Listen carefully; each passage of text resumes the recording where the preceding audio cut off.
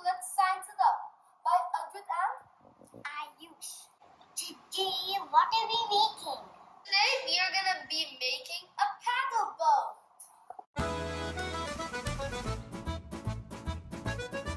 We need a water bottle, chopsticks, ice cream sticks, and rubber bands. Okay, now let's hold this and let's put the rubber band. Okay. Oh, okay.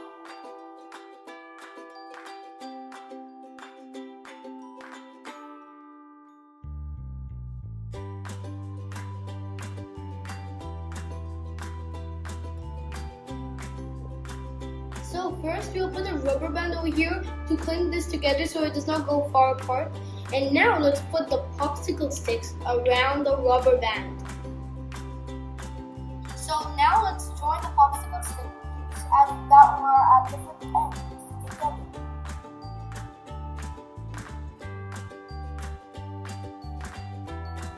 And finally look like this.